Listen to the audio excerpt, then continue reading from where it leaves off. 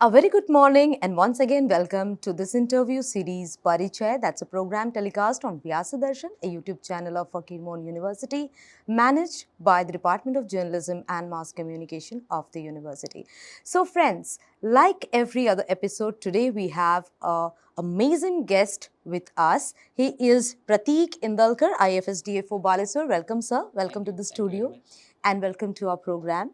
One thing is for sure that I can say from the energy that you emit that this show is going to be wonderful and all our audience are going to have a lot of takeaways from the conversation. Thank you. You're too liberal in showering praise, but No, I mean it. And do enjoy this conversation and be sure that you learn something from Pratik ji here with us. So, प्रतीक जी आप बालेश्वर में posted हैं, आप IFS हैं, तो ये जो पूरी journey है, यू लुक टू यंग, तो ये जो पूरी जर्नी है, ये जो पूरा यात्रा है आपका, तो ये कहाँ से शुरू होता है, आप कहाँ से हैं, थोड़ा ब्रीफ में हम सब जानना चाहेंगे आपके बारे में.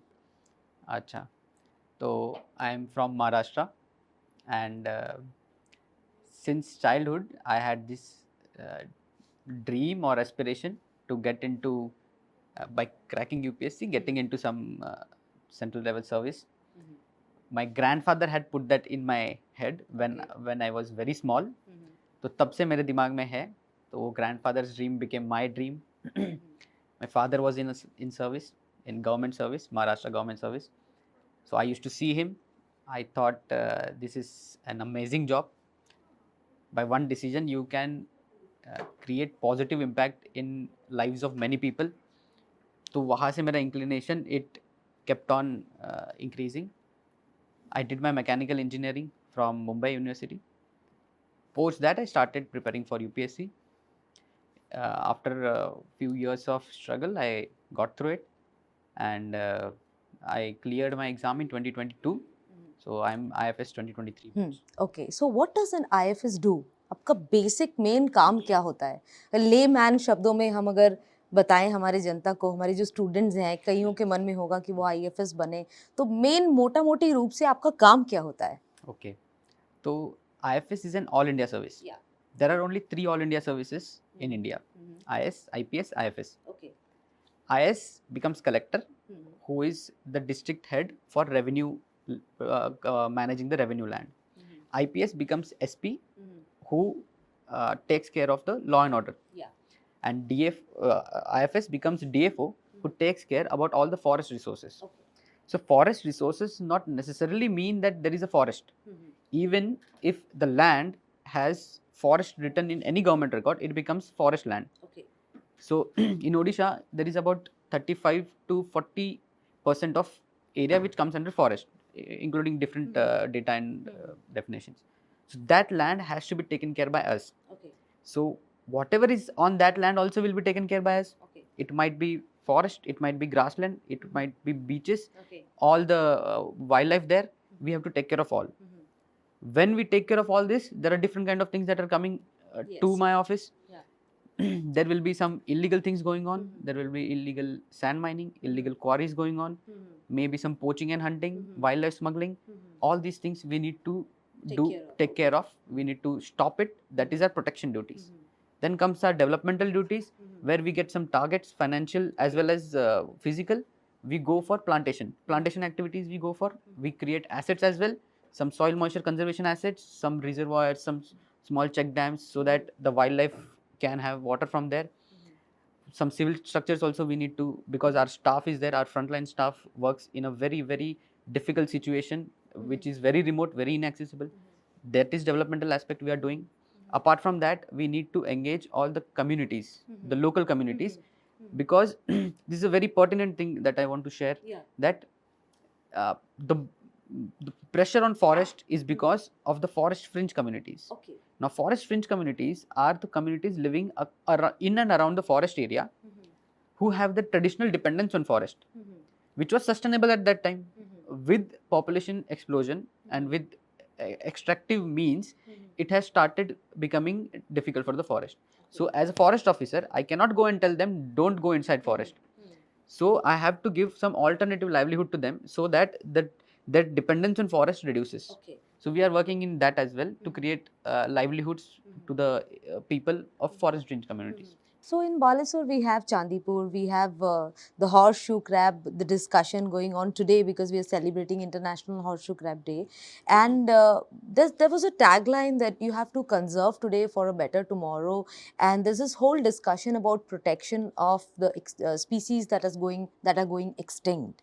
So what do you think is the main reason for the decline in the number of species as far as horseshoe crab is concerned, or for the plastics going into their entire system?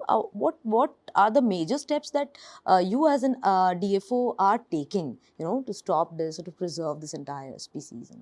So there are two things you asked. First is why it is happening, and second is how to deal with it. So why it is happening? We have a simple, straightforward reason: humans. Okay. As I said, humans have this immense superpower to push any species into extinction. Okay. As anthropological footprint is increasing, we are entering into their habitats. Okay. Even if we are not physically entering, our pollution that we are creating is leaking in their habitats. So this is destroying their habitats, and which is directly impacting its population. We call horseshoe crab as living fossils. They have lived for so long because their habitat was intact. In coastal area, mostly there are many developmental projects will come up. There will be huge population density as compared to the other areas. Coastals generally have good population density. So all this pressure will come and impact their habitat. So this is one important reason: developmental projects, the fisheries, the nets. These are the issues. How to conserve it? No one organization or department can conserve it, because no horseshoe habitats do not have mass nesting kind of phenomena where they all are living at one place. They are scattered across the coast. It is a very big coastline. No department will have that much manpower and resources.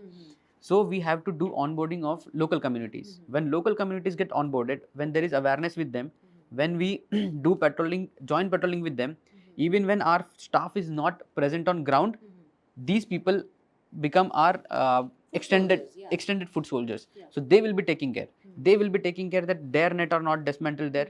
If there is a horseshoe crab stuck there, it is their duty to cut it out and rescue and rehabilitate. It is their duty to ask the tourists not to throw anything plastic inside the water, because if in future we are going to develop the coast as an ecotourism hub, people are going to come. They don't know how to behave.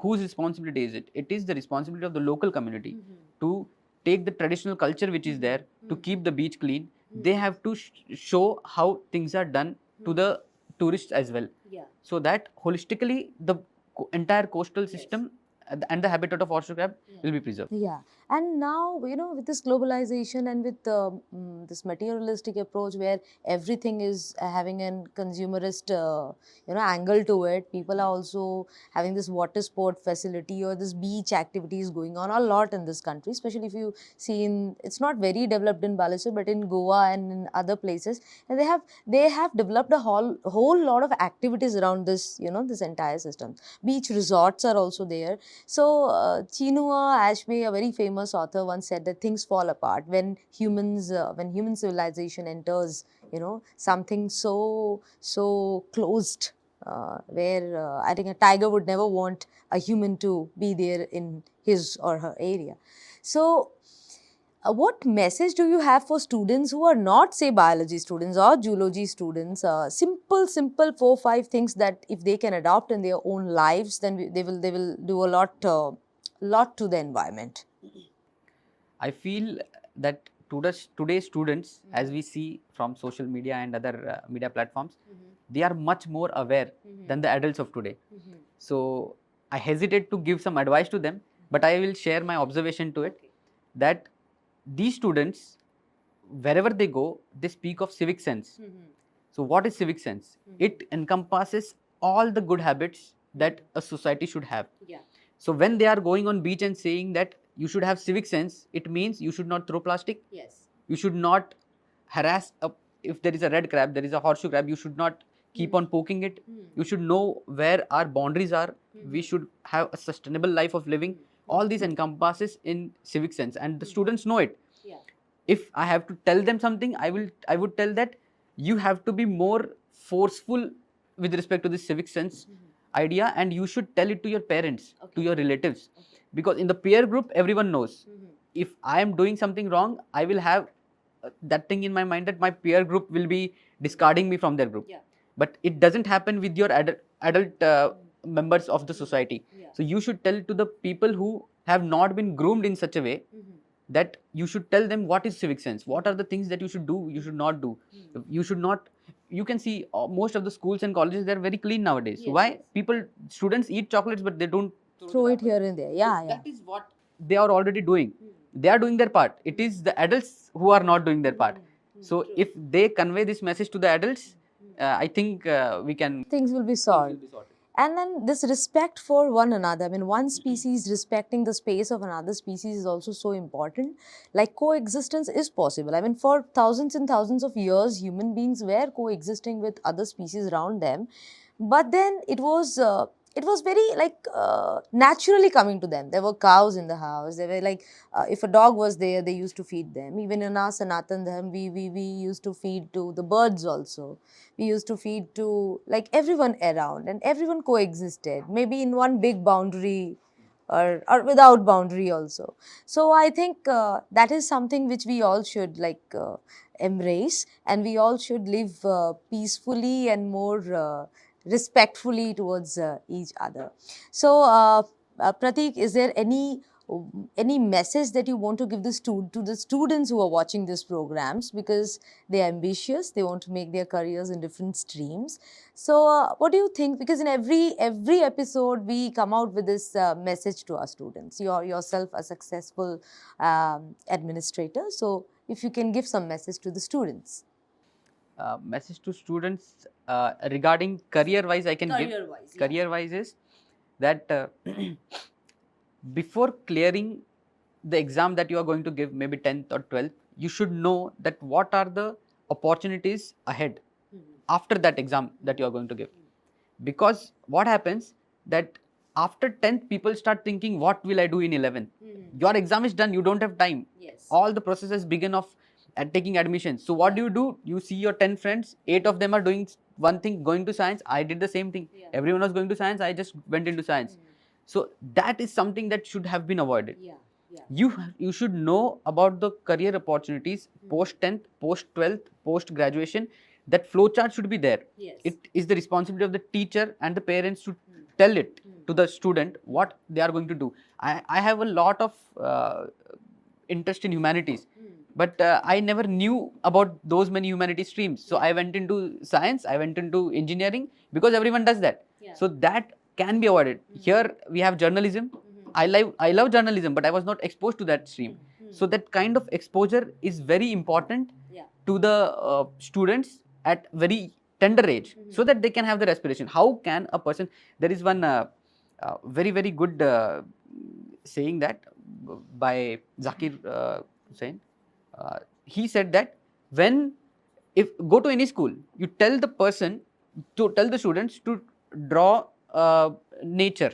Everyone will draw that mountains, one river coming out of it. Yes. And the sun on the top. Sun with rays, and there will Yes. be some crows flying. True. So why? Who is teaching this? That across India, all students are doing Do the same. Yeah. So that rigid mold that we have created, we need to break it. Let them create. This is some example I am giving. Let them create something which they see around. Let them explore. If we don't allow them to explore, they will never be having some dream of aspiring something or achieving something. So for that, I feel exploration, and it is our duty as adults to give them as much exposure as possible regarding their career paths. They'll choose. And whatever, if they choose, I always feel that if they choose, they fail, they'll own up. But if you force them and they fail, there will be the depression kind of cycle. They'll blame parents. There will be relationships which are going to go bad. So let them get exposed, and they'll take the right decision. Yeah. So as Pratik Indalkar sir said, that choose your own path and make sure that you choose something which interests you, which you are passionate about, so that you enjoy the whole process and you. Provided that the interest is also generating some kind of monetized Yes. thing Yeah. because your parents will never want you to see in poverty, just you are enjoying your life.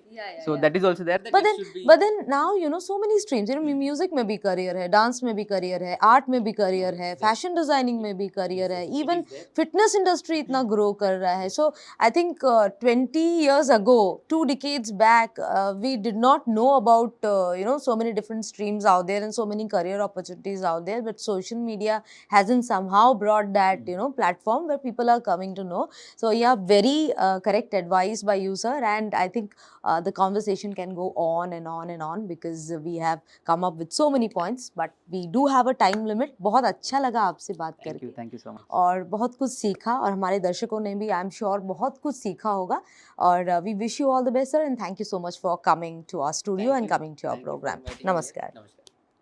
So friends, today we had Mr. Pratik Indalkar, DFO Baleshwar in our studio and you learned a lot of things. I am really sure about it.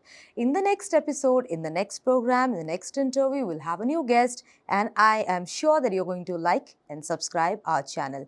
Do watch Vyasa Darshan and comment on the video that you just watched. Namaskar.